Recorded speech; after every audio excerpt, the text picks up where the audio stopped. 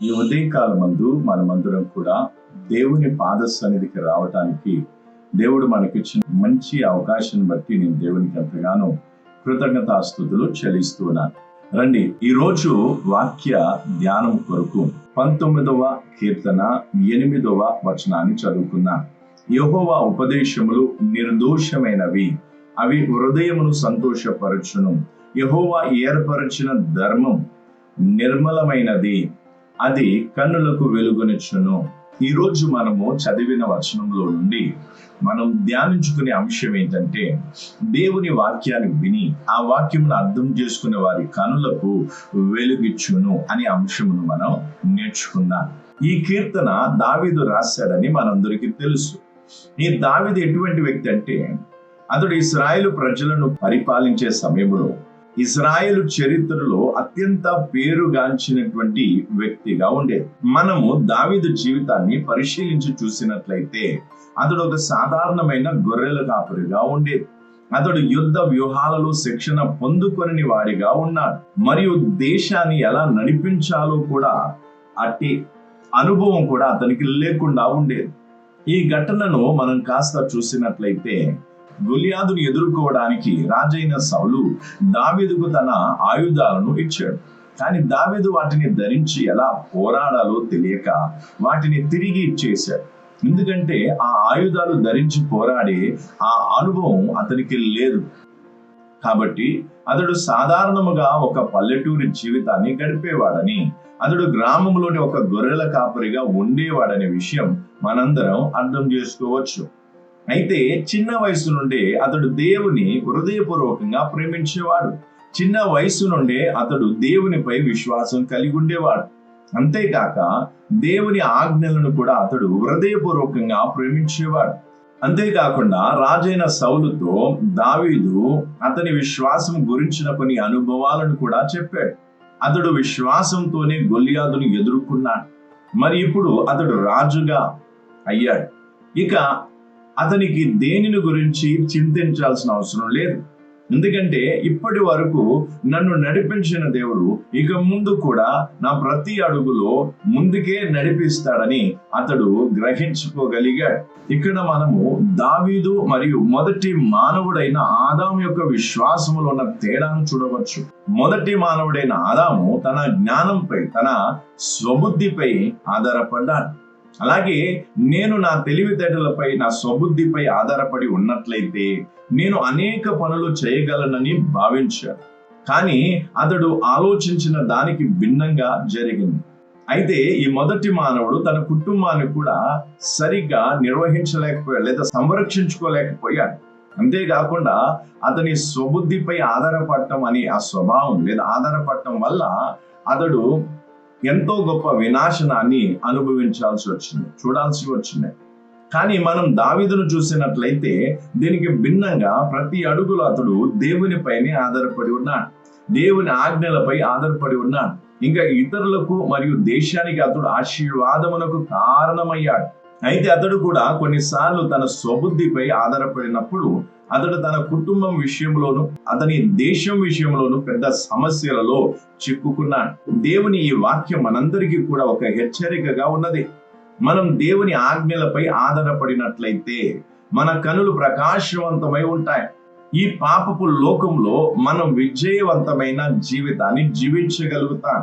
దేవుని ఆజ్ఞ ఎవరికి కష్టంగా లేదా కఠినంగా అనిపిస్తుందంటే, ఆదాము వలె దేవునిపై ఆధారపడక లేదా దేవుని మీద నమ్మకం పెట్టుకొనక తన స్వబుద్ధిపై ఆధారపడే వారికి, దేవుని స్వభావమును చక్కగా ఎరగని వారికి దేవుని ఆజ్ఞలు కష్టంగా అనిపిస్తాయి. ఇలాంటి వారే దేవుని వాక్యాన్ని లేదా దేవుని వాక్యానుసారమైన జీవితాన్ని కష్టంగా భావిస్తారు.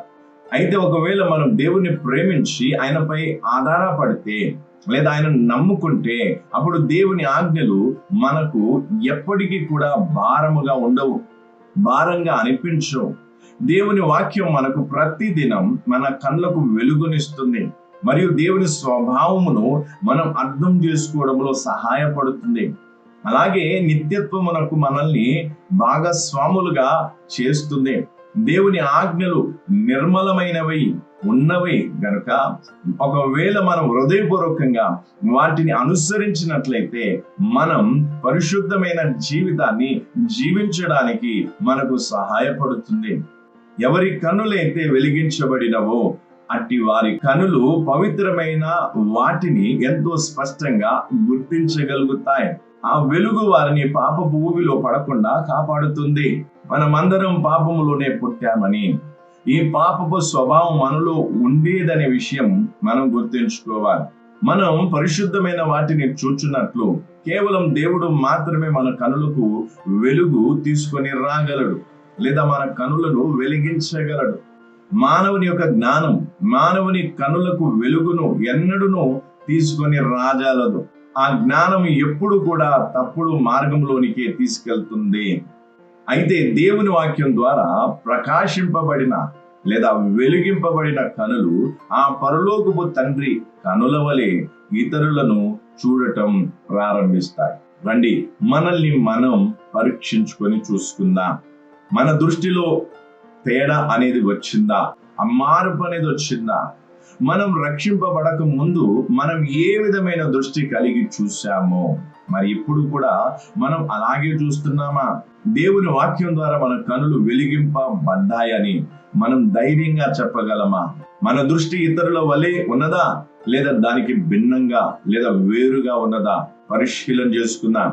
ఈ ప్రపంచమంతా కూడా ఈ లోకంలో జరుగుతున్నటువంటి సంఘటనలను బట్టి ఆందోళన చెందుతున్న ఈ సమయంలో దేవుని సంతానమనబడిన మనము, దేవుని కుమారులంగా పిలువబడుతున్న మనము అనగా నీవు నేను, వీటి వెనుక దేవుని హస్తం మనం చూస్తున్నామా, చూడగలుగుతున్నామా? మన జీవితంలో కూడా ఎలాంటి పరిస్థితుల్లో ఉన్నా సరే మన జీవితంలో దేవుని హస్తం మనకు కనబడుతుందా? మనము దేవుని చేతిలో సురక్షితంగా ఉన్నామని మనకు ఆ నెమ్మది ఉందా? ఇలాంటివి మనలో అనేకమైనవి చింతకును కలవరమునకు గురి చేస్తున్నట్లయితే దేవుడు మన కనులను ప్రకాశింప చేయులాగున ప్రార్థిద్దాం. తద్వారా మనం ప్రతిరోజు ఆనందంగా జీవించగలము. దేవుని దృష్టిలో అంగీకారయోగ్యమైన జీవితాన్ని అనగా పరిశుద్ధమైన మరియు స్వచ్ఛమైన జీవితాన్ని జీవించగలుగుతాం. ఇటువంటి జీవితాన్ని మనం జీవించడానికి దేవుడు మనకు సహాయం చేయనుగాక. రండి, మనం ప్రార్థన చేసుకుందాం. కృపా కనికరం గల మా తండ్రి, ఈ ఉదయకాల సమయం కొరకు మేము నీకు కృతజ్ఞతాస్తుతులు చెల్లిస్తూ ఉన్నాం. ప్రభువా, నీ పరిశుద్ధమైన వాక్యం ద్వారా మా కనులు వెలిగింపబడుచున్నవి. అందును బట్టి మేము నీకు వందనాలు తెలియజేస్తూ ఉన్నాం. తండ్రి, ఈ రోజులో నీ వాక్యాన్ని ప్రేమించడానికి మరియు పాటించడానికి, అలాగే మా జీవితాన్ని నీవు చూస్తున్నట్టుగా మేము కూడా చూచుటకు మా అందరికీ సహాయం చేయమని వేడుకొనుచున్నాం. మేము మా పాత దృష్టితో జీవితాన్ని చూడటం కాదు గాని ప్రకాశింపబడిన కన్నులతో మమ్మల్ని మేము చూసుకున్నట్లు ప్రభువుని స్వభావాన్ని దగ్గరగా తెలుసుకొని నీకు ఇష్టమైన జీవితాన్ని జీవించున్నట్లు మాకు సహాయం చేయమని యేసుక్రీస్తు మధురమైన నామములో అడుగుచున్నాము తండ్రి, ఆమేన్. రండి, మన ప్రభు రాకడ అతి సమీపంలో ఉన్నది గనక ఈ రోజుల్లో మన ముందు ఎక్కువ సమయం లేదు గనక దేవుని వాక్యాన్ని ప్రేమిద్దాం, ఆయన వాక్యాన్ని ధ్యానిద్దాం. తద్వారా మన కనులు మరింత ప్రకాశవంతమవుతాయి. ఇంకా మన జీవితంలో ప్రభువు నామం మహిమపరచబడుతుంది. మనందరిని దేవుడు సమృద్ధిగా ఆశీర్వదించునుగాక. మన ప్రభు అతి త్వరగా రానే ఉన్నాడు.